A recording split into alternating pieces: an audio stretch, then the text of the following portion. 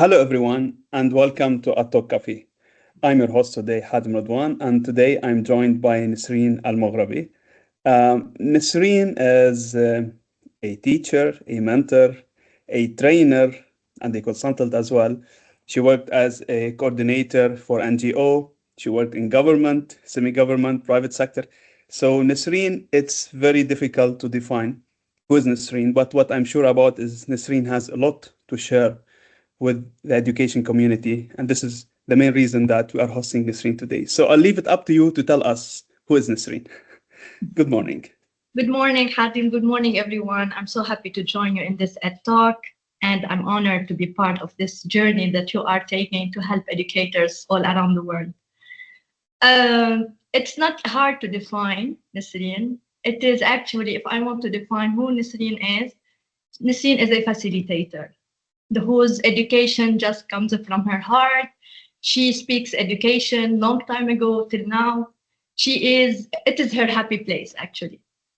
And yes, of course, I had a very rich background coming from different, from the private to the public, from the private schools to the public schools, private universities, public university.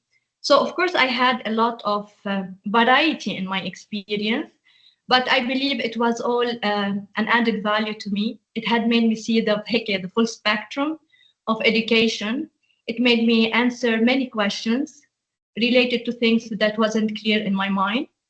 And I'm happy to just say that I'm a mere facilitator who help whoever comes in my way, through my way, to facilitate learning to him or her. This is so inspiring. At the same time, when we think about people nowadays, we think about what they do as a career. We think about, I'm a teacher, I'm a manager.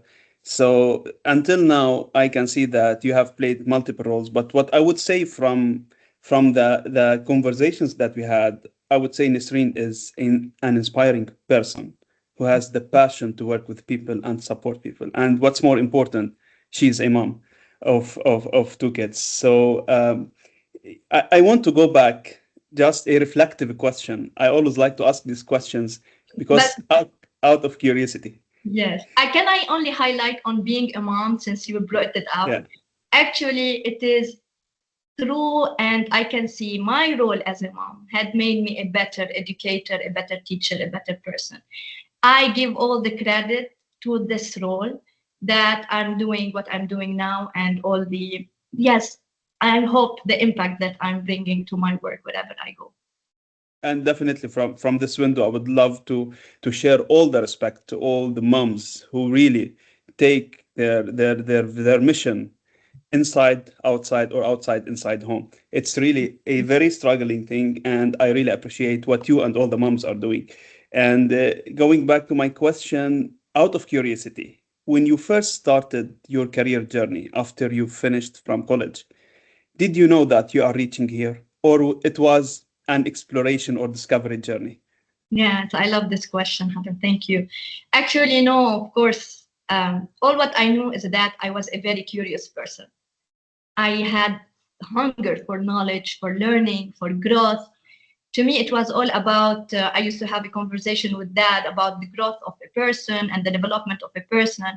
And sometimes it triggered me to see why people, they stay all their life the way they are, they don't change. So I had a lot of curious questions, and I can say that they are the questions that made me explore, that made me seek the answers in different places. And sometimes the answers really differed from one place to another. It was all about helping myself to really bring some order to the chaos that was on my mind, and bringing some answers to the lot of questions to a curious Nisreen, the young one. And of course, I didn't know where I'll be now, and I don't know where I'll be tomorrow. What I know, and I'm 100% sure, is that I am enjoying every step I'm doing. And I give a lot of credit to the hard time that I had in my journey. It wasn't an easy journey. Yeah. I was really brought in a struggling situation in terms of education. It wasn't that easy to bring things to my place, on my plate. And I'm very grateful for that because it made me value every experience I had been through. Very interesting. You answered my question. I wanted to ask now what was the most exciting and the most challenging, but you already answered the question, and I see the excitement, the passion overcome the challenges. But definitely, this doesn't come out of nowhere. And I think not limiting yourself to a certain frame, to a certain ambition or certain job you need to reach, this is a risk and an opportunity. And I see this was an opportunity for you. Sometimes people don't want to put themselves outside a comfort picture where they don't know where they are going. But it's always about how much we trust our abilities. And indeed, that everyone has abilities. And that's why I wanted to highlight more in this discussion before we dive into the core topic, which is design thinking, which is the art of orientation. I wanted to highlight on your journey because it's really inspiring. And from my point of view, as an educator, the best moments in the classroom was when I shared a personal experience with my students. This is where they were looking, they were hearing, they were learning, they wanted to do something similar, unlike telling them something from the book. And everyone has a story to tell. So I'm happy to share your story today because there is a lot of inspiration. And let me take it to the next step, invitation as well. Invitation to everyone who is at his or her early years in a career. Don't limit yourself. This is what I would say. And definitely I will leave it to you to say more because you are a living evidence of how we can really open up to all the opportunities and possibilities as long as we are putting the effort, as long as we are devoting time and energy and effort. So yeah, thank you for this journey, and I'm happy to share it today. So moving to the next topic, critical thinking, innovation, creativity. These are your titles. Those are your mission. And to be honest, thinking about it from academic point of view, and even not academic, this is higher level thinking. This is something that we always struggle to reach, even in our daily life. How can you teach that? How can you transfer these capabilities for people who work in education and who work even outside education? This is a very big question. I know. I'm happy to hear it as chunks, as pieces, but why did you choose this big challenging topic? Yeah, that's interesting. Actually, I am driven. There is an energy from inside that drives me into caring about the person. It's not about the subject. It's not about. I used to teach English before, Mhm. and it was never about teaching the English that made me enjoy it. It was all about bringing the best out of the students. I mean, bringing their thinking out, their passion, what they love to do, their creativity. Sometimes we really don't know that we have this potential. And I Indeed. myself, I give a lot of credit to a professor who saw in me what I couldn't see in myself. And she highlighted that to me. And sometimes, especially in the journey of education, when we are dealing with people, we cannot see ourselves so clearly unless we see ourselves through the eyes of the participants and the students. And then when we start to see what they are seeing in us, we have here the choice either to believe it or not. And of course, some people are very critical and they have some this destructive criticism, and some are no, they bring to our attention and awareness the impact that we are bringing into their life and how we are helping them. And of course, these soft skills, which to me they are not soft at all, they are the hardest skills in life. And it was really this curiosity to, it's not about the subject, it is who is the person behind all this, Mhm. whatever subject I'm teaching. And I became so passionate about learning about the soft skills, the character education, leadership. And this what used to take me from here and there to explore. And actually, Hatem, to be honest, the curiosity wasn't all about discovering this outside. Maybe I needed it the most Yes. at that time. And because I needed this, I had to really figure it out. So I had to explore so many different perspectives. I'm an avid reader. I love to read. I love to, whatever can bring me a lot of inspiration, insights, knowledge, questions. You can see me there. I'm in that spot. And it's not only about the knowledge, it's also about the experience that I put myself into. And this is really, I'm not here to give advice. I'm just here to share my journey and just to hear what worked for me. And I'm so blessed to be where I am now compared to where I was before. And I can see it's a journey of elevation, and I thank God for this. And one of the things is really have the courage to immerse yourself in the journey, to immerse yourself in the learning. And not only immersing yourself, because the only truth that remains for everyone is the experience that you take. And these are the lessons learned. And the more these, I love, there's a saying that knowledge that doesn't live in the bone is a rumor, you know? So it's not about knowledge. We have knowledge everywhere. We are bombarded with knowledge everywhere. It's about how much this knowledge is true to you. And the more that this knowledge, whatever this knowledge is, become true to you, you live it, you embody it. And so it is, as an educator, it becomes easier for you to really give it out and to bring it out and to model it. So it was all an investigation to me. Who is Nisreen? What do you really want? And this is a very hard question. What do you really want? And not only what do you want? And there's a writer that I love him so much. And he used to say, we need to be every time aware that once we wake up in the morning, we have two gremlins here sitting on our shoulders. One is the fear that is whispering in our ears, hey, the world is too big and you are too small, go back and sleep. And the second one is laziness and inertia. And it says, tomorrow is another day. I'm going to do it tomorrow. You know, and I love this. And I always say, whenever I want to, I'm an early riser and I love morning time. And whenever I want, if I just want to feel this a bit of laziness, I say, he's whispering in my ear, I will not listen to him. So I just embrace every morning with a lot of love. And I just live life fully. I mean, from learning is fun. And discovering oneself is fun. Discovering what you really love is fun. And that's as a role of an educator, it was all about really find what I really want. And that's what will bring us to the next step about design thinking and why design thinking.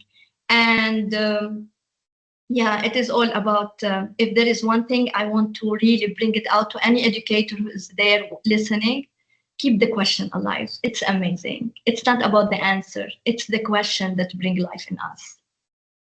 Very, very inspiring. And I think there is a lot that we can tell from your journey. And what I would say is, you know, it's always what you live from inside that you can transfer to outside. It's the honesty of what we do.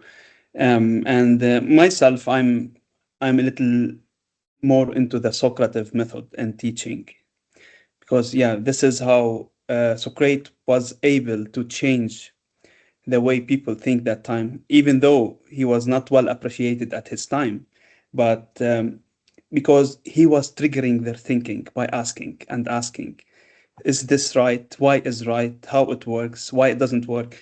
And this is an excellent scientific way into reaching out to the relative truth of everyone, because there is no absolute fact that everyone can have, but at least everyone can have their own relative truth that they can live, or reality. So questioning lead you there. And if we don't question, we're gonna have a co-pilot life maybe that might be replicating others, might be listening to those two voices telling us what to do instead of we ask ourselves what we want to do. And I love the session is moving more into a philosophical discussion, which I really love actually. And always throughout the talks, the main mission or objective is always to provoke thinking. It's not to find conclusions, not to get advice, but rather to initiate or ignite a spark of thinking of everyone watching or listening, so that they can start their own exploration journey. Maybe they will think about something and they can reach out somewhere. And we are reaching this from the beginning of this discussion, so I'm grateful for that. My question for you is, honestly, I've been in this. I found it very challenging, but I'm surviving very well now. Moving outside the school, outside the school context. So school is a very, let me say, even though teaching is challenging, it's stressful, it's a lot of work to be done with students, parents. But at some point, it's a kind of a comfort protected zone because you know who you are working with. You know, you are working with parents, with students, with even though again this is challenging, but you know your audience. Now you stepped outside school. You started as a teacher. You still work with education, but as I can see, you have a rich experience working with in corporate world. So you work with leaders. You work with people who are not in terms of profession academics. And this is very challenging because when I had this experience, I found it difficult. There is a lot of resistance. Sometimes it's difficult to teach something when you are not in a classroom, when you are not a teacher and your audience are students. So how did you find this transition working with adults, working with leaders, working with people outside the context of the classroom? Oh, this is actually, I don't know, as you're talking, I'm just going back and just seeing, oh my God, the journey and how sometimes you end up in places to say, how did I get here? For heaven's sake, how did I get here? um, uh, Let me answer it from a pure design thinking perspective.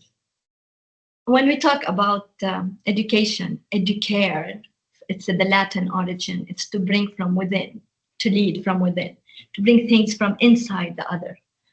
And you were just mentioning about Socrates' way of asking questions and bringing this out of the students.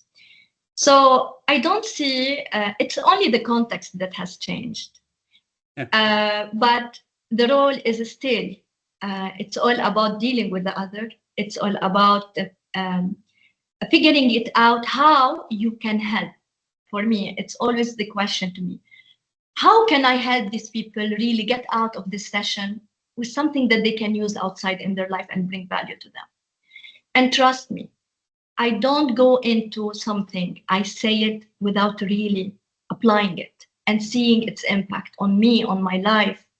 Because when I speak from these, I have been really testing them, exploring them, immersing myself in different experiences. I've been teaching since I was 16 years old. Do you know how long it was? Long time ago. I started tutoring, dealing with students, and so on.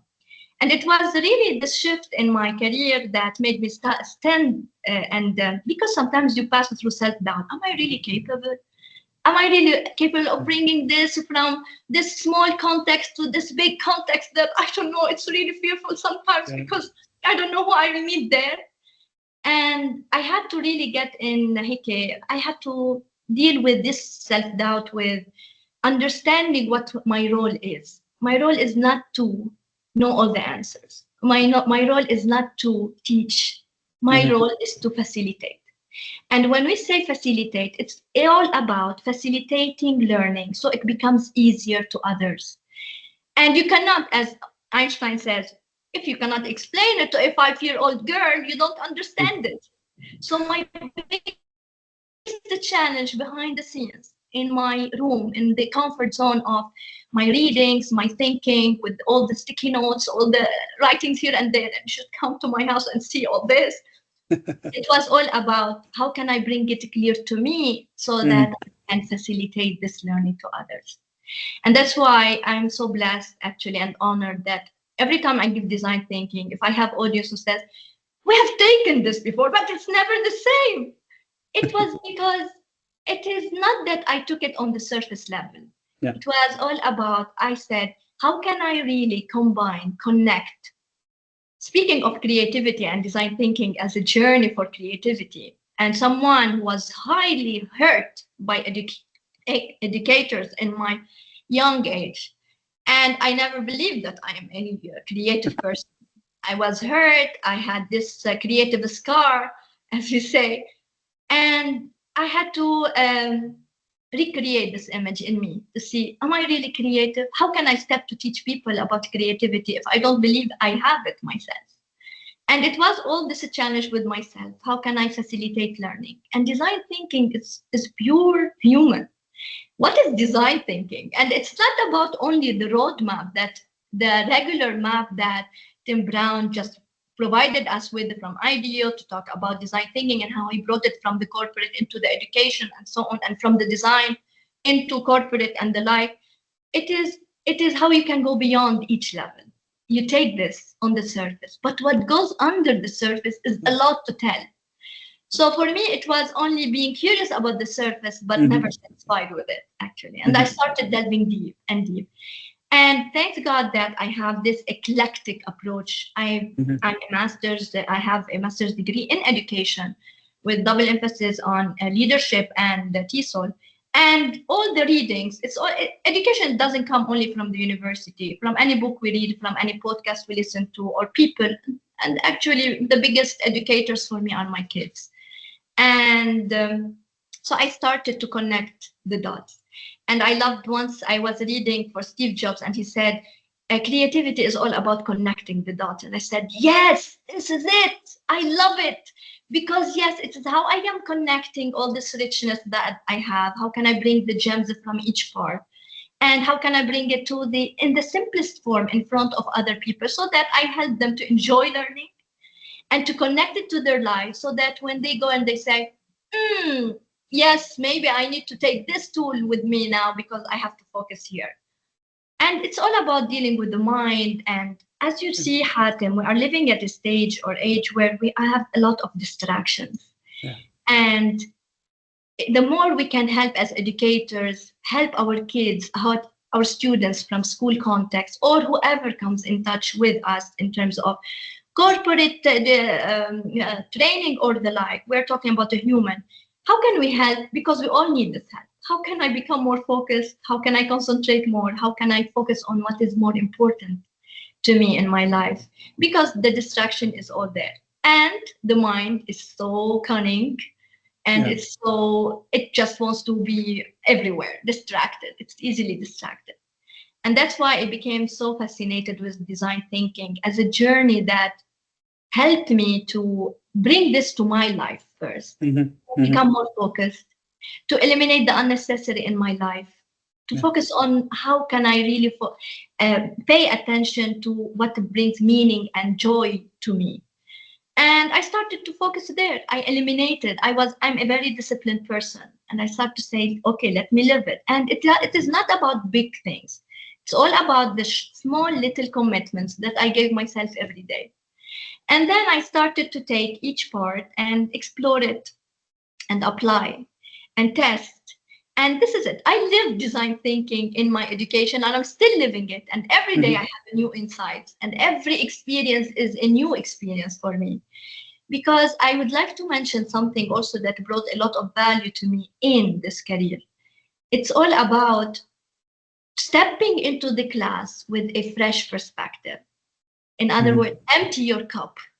Sometimes as teachers, we enter into the room with, I know it all, and I'm here to give it all to you. And it's not the case, actually.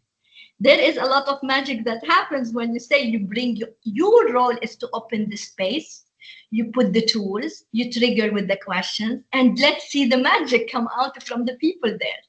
And then the scenario and what you see as the scene, it becomes a huge, beautiful learning experience for you as well that you can build on. So I started to build these bits and pieces, and I'm still doing that. It's a process, and I'm still enjoying it, because every time I step into a context, whether it's in the hotel or in the classroom, because I still train trainers and train teachers or students, whoever, the human, there is a lot of learning going out, and a lot of inspiration that I can build on my learning. And I used to, sadly, that one time in my life, I used to train teachers in the official schools. And coming from an official school myself, I have realized something that was super painful for me and made me really reflect as a trainers or teachers. And that same book or notebook that has been there for 15 years, and we are still using it as teachers. And it made me feel so sad that How can you get out of this if you're still using the same copybook, the same preparation, without asking what is really working, what's really not working? And this is what I mean by a cup full. I mean, I have it there. This is how it is. And of course, creativity, innovation, it pushes you into thinking. Is it really Yeah. working? What's the Mhm. impact on the other? Is this way helping the people or the audience or the students get where they want? How is it making their life better? If I cannot ask these questions and see results and outcome, then I'm just going there regurgitating information, which let me tell you, whoever is watching, any educator out there, you will be easily replaced because we have it all there, the Yeah. knowledge, the Mhm. information. If you are not there to bring something out, to bring something new, to help people become more curious, to help them think, to help them solve their problems. And sometimes, actually, Hatem, when I go into with the objective of helping them to come with solutions to problems in the corporate, they come out of the session saying, "You helped me figure out a solution to in my family." Yeah. You see, it's beautiful how things happen because it's a human, and a Yeah. human are alike. Yeah. And when we talk about soft skills, they are the skills that are needed to every human. Starting from myself, I need this the most every day. It's really, while you are speaking, there's a lot of reflections I was thinking about. We are passing across a lot of problems, issues.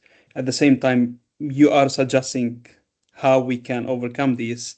I would say that I agree with you. Our days are difficult, and what how I describe it myself is, we were created as producers. The brain abilities is able to produce, is able to create.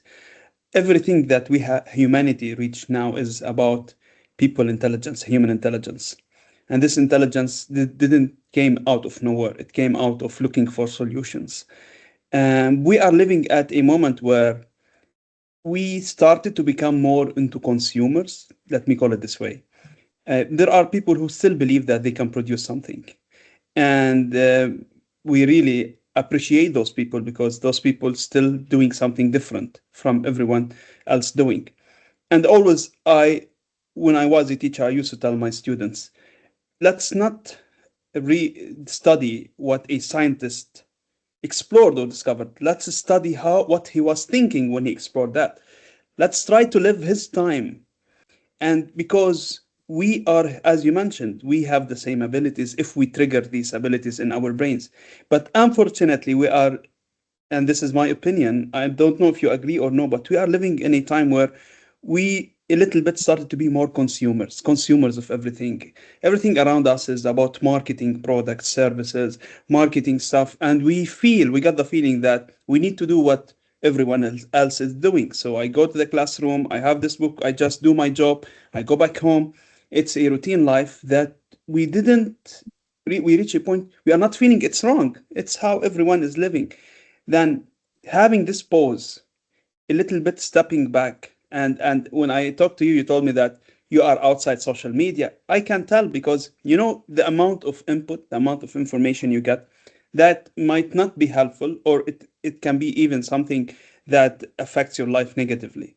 So reflecting on what you want, reflecting on your own problems, this is the self-reflection activity, and I think this is a major part of design thinking. When we reflect about what we do, how we deal with things, this is where we can start changing the reality that we have. This is where we start maybe producing something different from what's available. So if myself, I studied in an official school my entire life, even at university, and I agree with you. Until now, they are still studying the same book. I was in Lebanon, and I was talking to my niece who was in grade 9, and he was studying the same math book that I have studied. And imagine, it's about around 25 or 30 years back, the same book. Now, what I think the difference is brought with the same book is how the teacher is teaching. And this is, we have to believe that this is our role. When we cannot change everything from outside, we can start bringing change from inside. So I think a lot of learning, from this discussion, and again, as always I say, sometimes you don't have to tell people the conclusion. We can draw conclusions that yes, we are capable, we are able, we need to take a decision. Going back into 2019, you founded the art of orientation. It's for me, it's a big step that everyone who's trying to survive alone with their ambition, you've jumped into different roles and still, and I want you to highlight on what you are currently doing now with governments, with institutions. What was the mission of the art of orientation? Is it only you, or is it something you were part of and you wanted to build a company, or it's only about everything here you wanted to make it something that you Wow, can work on? I didn't expect you'll ask me about the art of orientation. You mentioned something very precious. It's about being a producer. We cannot become or come into the creative act unless we create the space. We need to create space. We need, to me, for instance, my morning muse is my happiest space, where it is there a lot of ideas came out, a lot of words on paper were written, and I trusted that. I trusted that the question sometimes that I asked maybe 2 years ago is answered now. It comes. I mean, the journey of unfolding and understanding, and as Einstein says, understanding takes time. What makes me special is that I sit with the challenges longer before I jump to solutions. And then he was asked, if you give me 1 hour to solve the problem, I spend 55 minutes thinking about the challenge before I solve it. So how can I really bring this out? How can I explore what is there in me that will make me really happy and enjoy what I'm doing? Instead of, yeah, we are producers, but look at the misery around. Look at people, how much they are struggling around.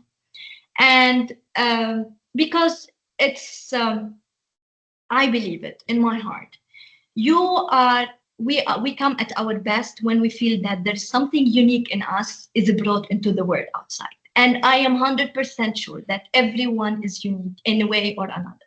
But how can you discover this uniqueness in you if you don't give it the space to speak and whisper in your ear? When I'm all the time blah, blah, blah, blah, blah, blah from outside noise, to just shut down and just focus and listen to this inner quiet voice that is whispering inside us. And we need to create this space for that. So back to your question is about the art of orientation. The art of your orientation, it is that inner silent voice that came from within when I was passing through very, very hard time in my life, challenging time, and I wasn't happy. And I wanted to take decisions. So my life was overwhelming, a lot of to-dos and things to run, just like any other person who just overly busy. And I decided to take this pause. And I believe in the power of the pause. I remember it came out when I decided to take 15 days of silence alone, on my own, just to figure out, I don't want to continue in this way, but what should I bring into my life? How can I help myself? And trust me, sometimes, yes, we go to people, they help us, they give us advice. But no one can really help you but you. No one could help me but me. I had to figure out things for myself. The art of orientation, it has magic for me, because to me, it wasn't about the big company. It was only about a vision, something I used to see, I used to articulate in my work. Sometimes people didn't understand and say, okay, Nisreen, you are in your Nana land. Okay. But I felt something there. I mean, I was speaking something I can see, and I'm living it now, actually. And the art of orientation, it's also inspired by what Plato says about education. Yeah. It is all about education. It's an art of orientation, where you don't have to give something but you have to go within the other person and bring it out.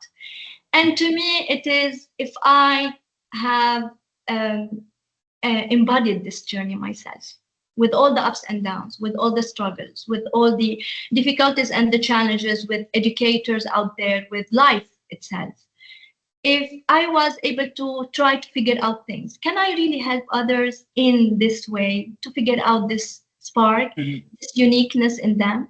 It is a journey. I'm still exploring it. I don't know what will come out, but every time I'm standing in awe to see, wow, there is more. I mean, it's like a river flowing, and Mhm. ideas start to come, and opportunities start to show up, and courage just start to just appear to you. I mean, because I can tell everyone that it has never been easy that I step out of my comfort zone or I go to a new context without Mhm. having the fear eating my heart out. But instead of really listening to it, I had to just hold its hand and say, come walk with me, let's explore this together, you know? It's fearful, it's not easy. I mean, embracing uncertainty is the hardest thing Yeah. and the hardest skill that Mhm. every educator, every person need to have and embody in his or her heart, because I'm a faithful woman, and I I trust this divine power around, and this is the inner voice that is inside us. It is when we silence the word outside, we can listen to that, and it guides us.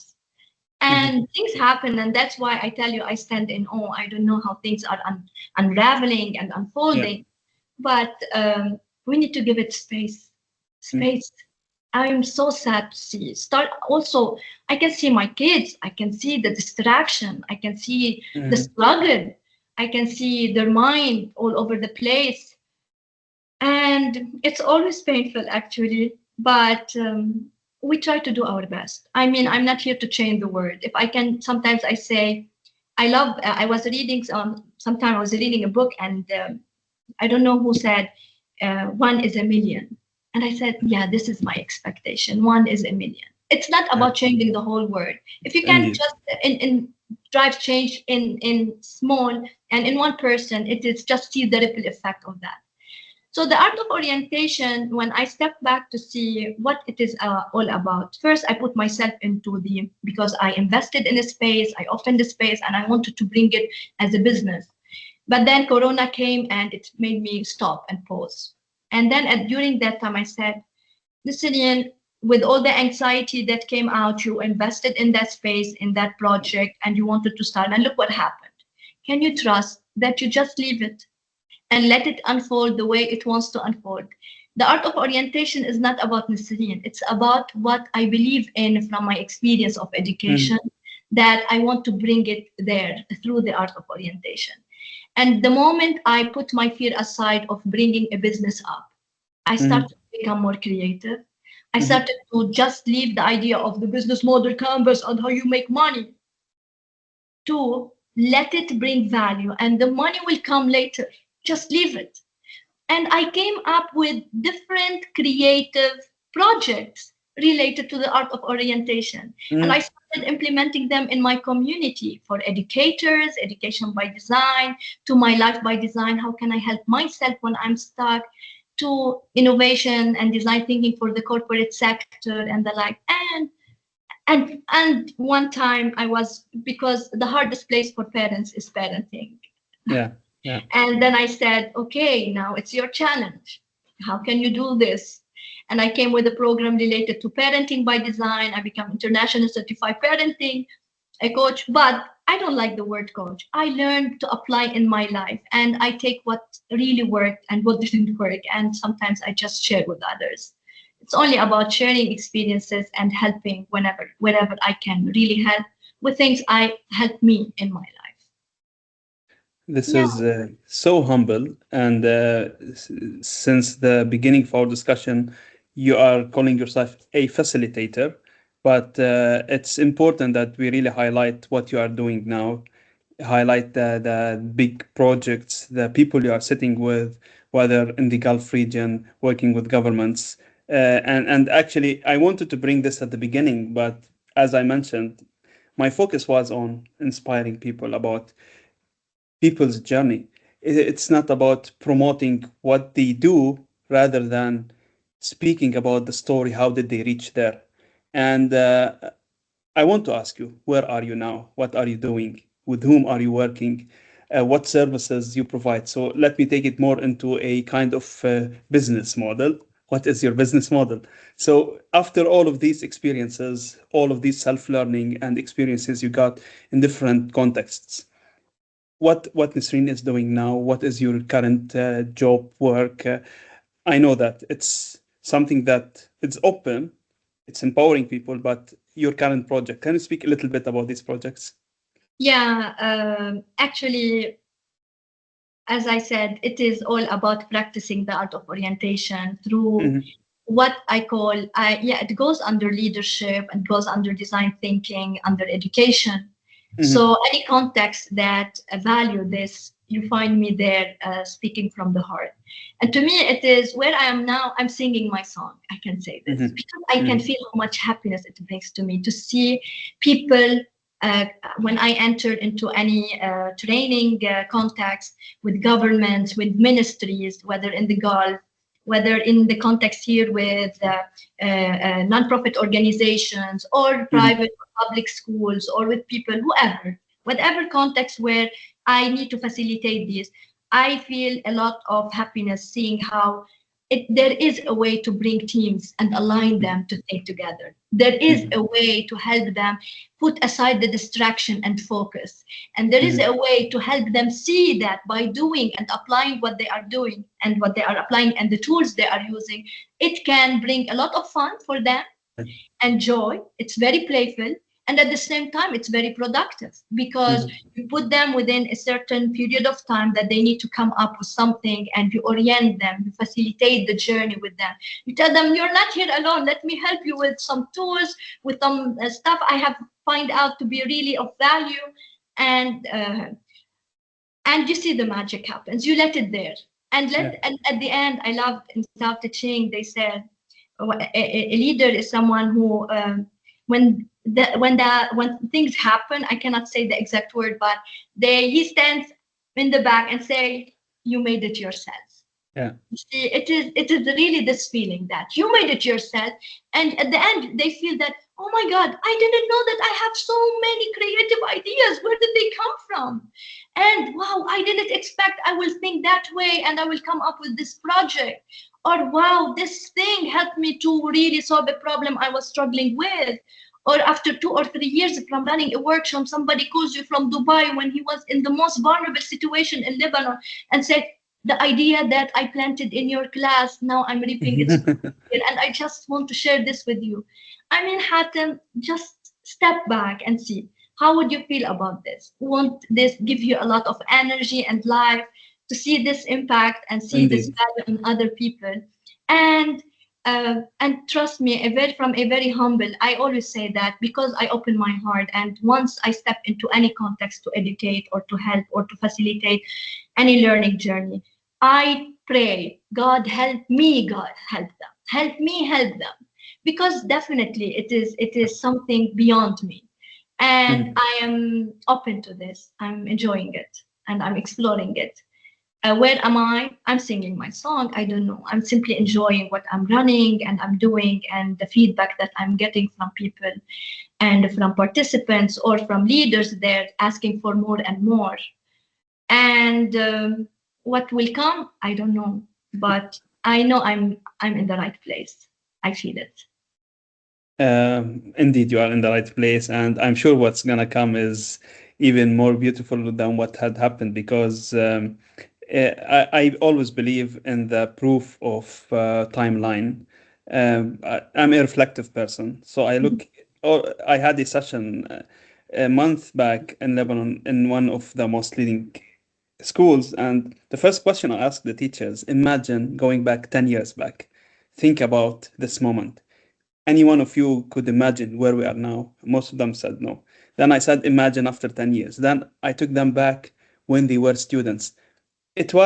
I enjoyed this actually because I was going to a meeting with leaders and teachers, and I don't want to repeat the same context that we speak about every day about pedagogy and AI and how to support students. I wanted something that I do when I think about my life, and it was a really engaging, thoughtful session because they were able to pause about what we are doing now. Think about future and back, and this will give us a lot. This is the wealth of our life. We cannot just keep it and live in our moment distracted with everything happening now. So I can tell that if we, even in physics, if we look at the slope of a curve, how it's moving, we can anticipate what's going to happen, even though we cannot define it, but we can tell that we are confident it's going to go somewhere. So definitely, I'm sure that we will meet maybe in 5 years, and you will be adding more to your journey. And I'm enjoying this discussion, and I want to move a little bit into why we need this now more than ever. Most of my discussions and meetings around AI. Myself, I work with a company who promote technology, but what we promote as well is human empowerment.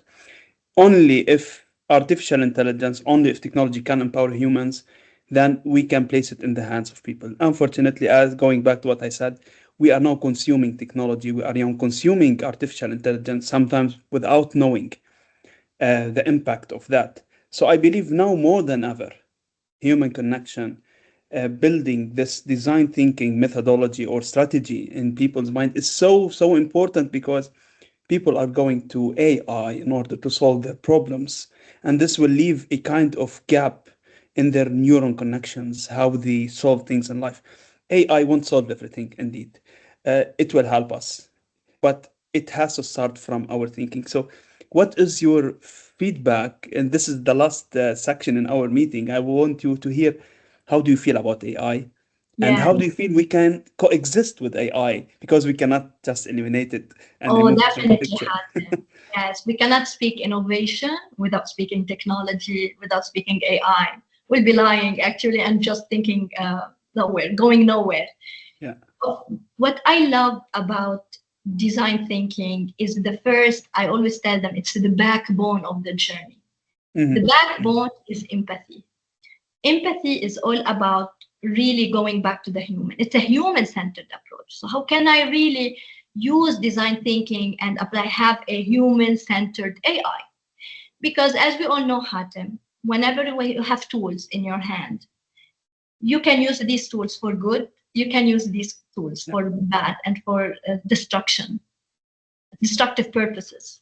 So empathy is all about pushing people to really immerse themselves in the journey of other people they are serving or trying to come with solutions to them.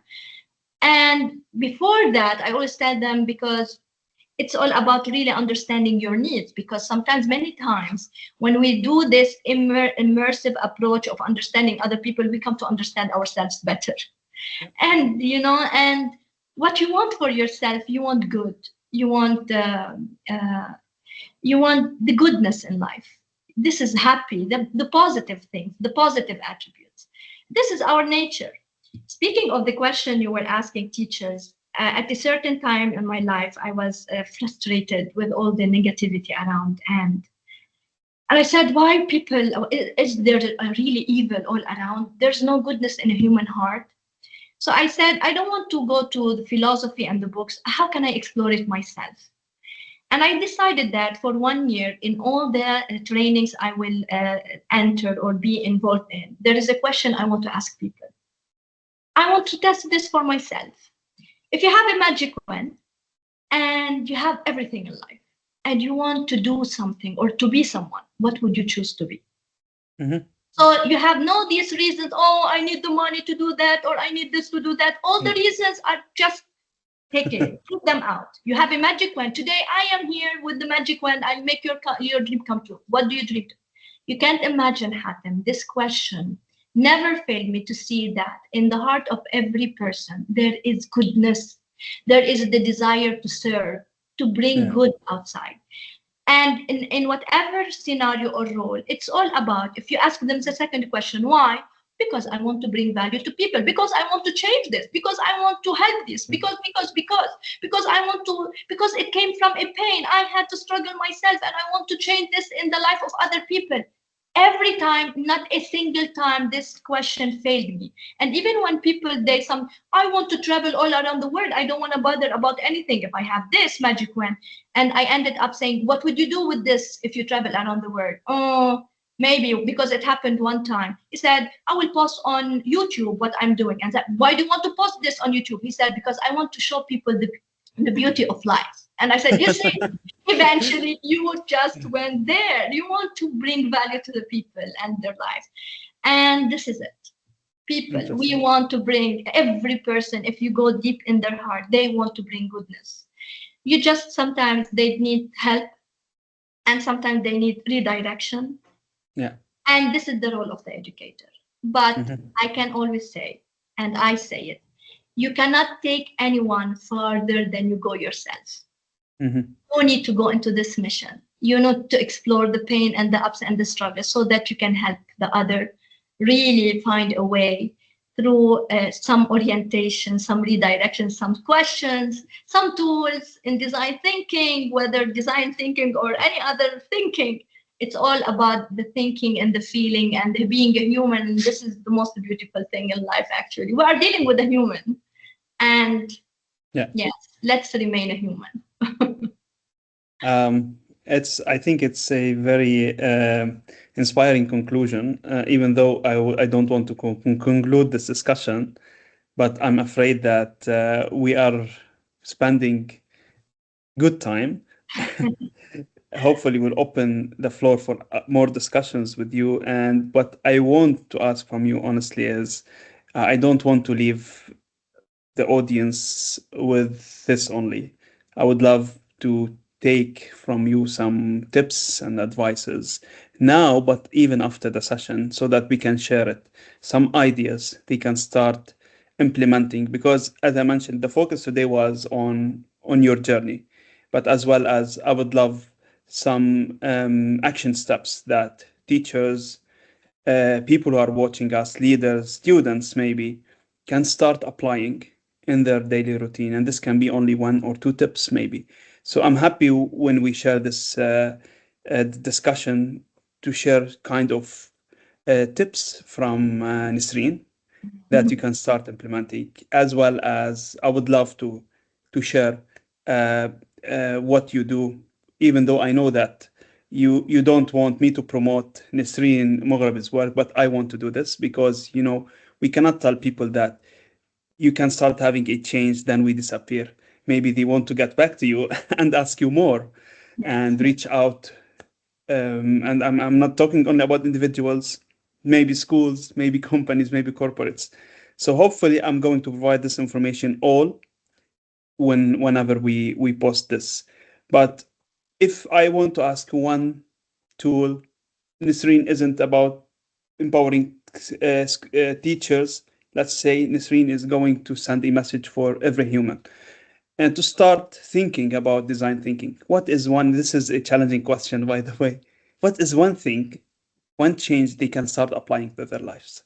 Oh, wow. Only one. Yes, I have it. And it comes from my heart. It is, I love what Rumi says, human, sell your cleverness and buy bewilderness. Empty your cup. I mean, when we are all the day full of myself, full of the ideas, full of everything, how can I really open my eyes to see things different? How can Mhm. I really ask the question? If I'm full, how can I find space to ask the question? So if there is really one on top of my head now to say, remain curious, empty your cup, sell your cleverness, and buy bewilderness, as Rumi said. And there is no better than this to wrap up this discussion. I would say I agree with you, and I would invite all people to start doing any kind of meditation, yoga, kind of a little bit far away from all the, as you mentioned, the noise. Just breathe. These are some everyone can do this actually, but people And always say we don't have the time. So find the time to do that so that you can start applying this. The people must find the time to do this. and yes, Hatem, Um, let me just say, believe in the small things. yeah. Trust. And to Hmm. trust in the small things, it takes patience. Yeah. Yeah. Yeah. Patience. And yes, it's all about the small little things. And I believe in that. And hopefully this session is going to be the little thing that I Yes. hope this one in that equals to million person would start. in order to do more things ever, because it's about, as I mentioned, uh, inspiration, and we can do nothing if we are not inspired as a humans, because this is our nature. So thank you for all the inspiration. Thank you for sharing a little of what you did, but a lot for us around your journey. And I think this is a lot of learning that we cannot find in books, we cannot find in colleges, we cannot find in people who speak about theory.